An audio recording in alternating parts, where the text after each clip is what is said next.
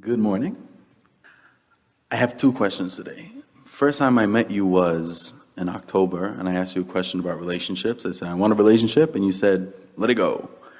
And then you said, wake up in the morning and stay with that 17 seconds and feel great and everything. And I did that, and so many things changed and had a lot of fun and stuff like that. And I guess my question today is that I go through my day, and let's say a song comes on the radio, and I don't feel bad about it, but it makes me think about having a relationship, and then I go with it without noticing that I'm going with it. And a lot of momentum in a lot of those songs. Yeah. A lot of momentum in a lot of those songs. So I guess Esther plays a game where she gets into her car several times a day and backs out of the garage, and XM radio is always on, and whatever song's playing when she backs out, she thinks it has significant meaning to her because it's divine timing after all. She's just not getting in the car because it's time to get in the car. She's waiting for the impulse and going. Sometimes she leaves a half an hour early because the feeling comes to her. Just a little aside here, because we want to talk about this divine timing, because it's part of what's coming next. So we're really good about timing because we have overview. As many of you know, Jerry made his transition a few years ago. And so Esther has this wonderful ongoing relationship, and they play this game where there's a light in the house that if there's something significant that Esther is thinking about or wondering about, the light will blink, and Esther knows that Jerry's on the case, and then she has a conversation with him, and it's a light that shines down on a wall, and she can see it from nearly every place in the house. The house is U-shaped, so she can see it from her office, she can see it from her living room, she can see it in the bedroom, which is where it is. And so recently that light stopped blinking so much, hadn't blinked for quite a while. And she has a beautiful kitchen with a stainless steel hood over her stove, and the light on that hood has never worked, which doesn't matter because there are plenty other lights in the kitchen, and she just hasn't taken the time to do anything about it. And so as she went to bed one night, she said, all right, Jerry, that light isn't blinking, and I just want you to know I really like the light thing. I really like it. So if it's all the same to you, I really like the light thing. And when she got up in the morning, the light over the kitchen stove was on. Was on. And she couldn't turn it off. The button just is inoperative.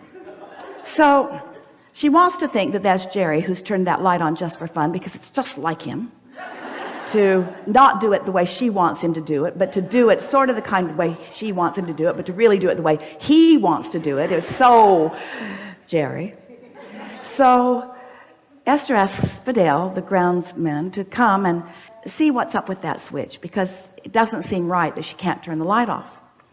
When she leaves the house, her house is a fancy house, she pushes a button and all the lights go off at once, except that light won't go off.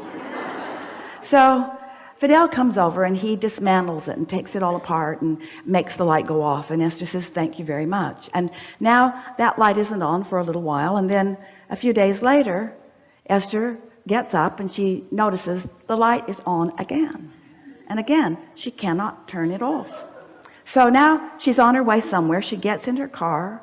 She pushes the button in the garage before she gets in the car that turns all the lights out, except that one. And she's laughing to herself, except that one.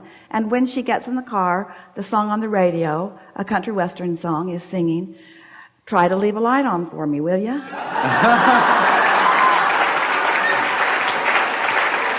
Those are the words. Those are the words. Now, so many people just want to call these things coincidence. We want you to understand that there is divine timing going on in your experience all day, every day.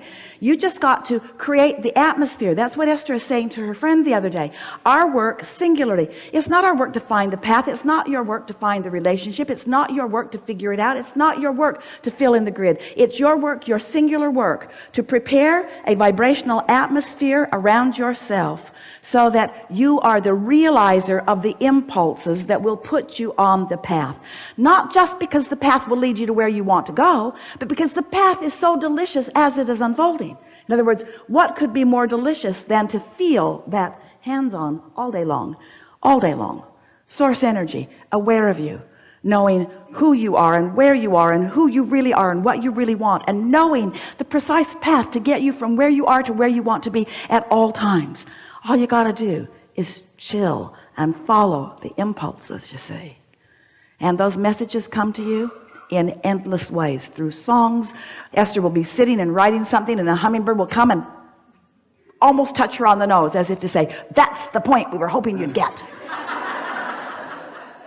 Pay attention to what's going on around. Source is using every conceivable, possible messenger to confirm and accentuate things that are important to you.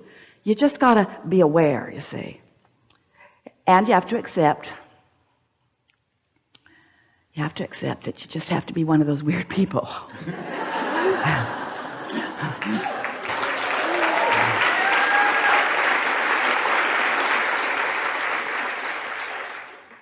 So just follow the signs? Follow the signs, yes. But just before that, prepare yourself to be aware of the signs. That really is the work. You can't be mad and follow the sign to where we want to be. It's that unconditional thing. It doesn't matter how long it takes, you know it's coming. Just find some feeling. Try to find some touchstone, like Esther did with the video. Something that you remember, some moment in time, some moment when you felt unconditional. And by unconditional, we mean singular. We mean unconditional. We mean nothing necessary, no condition necessary to produce the feeling. It's just the feeling. It's what meditation will do for you. Meditation puts you in a place of unconditional love. If you can get your mind clear, that's what happens. You just get into that vibration where there's no condition that is contradicting your vibration, and then you're in that place of unconditional love. But you got to play with it just a little bit, and don't get freaky about it, and don't worry about it. Just try it a little bit and watch the results, and try it a little bit and watch the results, until before very long you will begin feeling yourself in this divine timing. Yesterday, as Esther was traveling here, when she got to the baggage carousel, the light began blinking in the moment that they walked to it, instead of the usual 20 minutes or so wait. And the driver who had come to pick them up said, perfect timing. And Esther thought, that's about the 4th time today somebody has actually said the words perfect timing. She was on the airplane. There was a man sleeping next to her. She really wanted to use the bathroom, but she didn't want to bother him. So she sat there and she thought, and then he woke up after her second loud sneeze.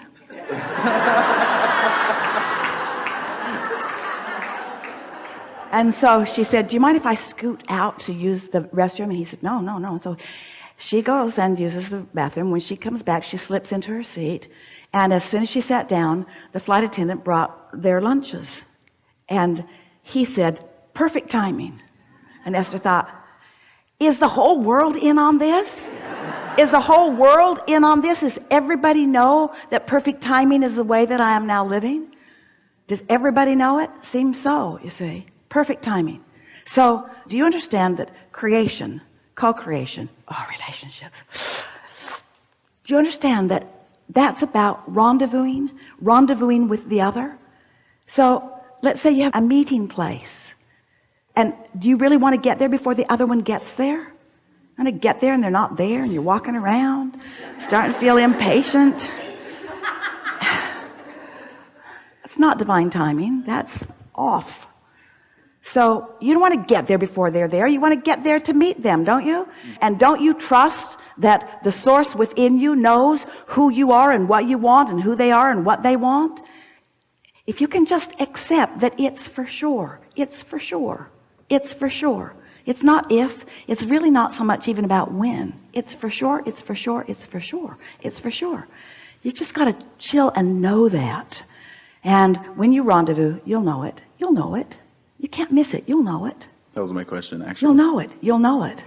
And the best part is, not only will you know it, they'll know it. Okay. You say? Yeah. What good is divine timing if the wrong person shows up? That's not going to happen. That's not going to happen. It'll be divine timing, and you'll know it. You will both know it. No game playing. No, I don't know. I'm not so sure. I got here. Give me your resume. I'll check you out. Not any of that. You'll know it. You'll know it. Really good.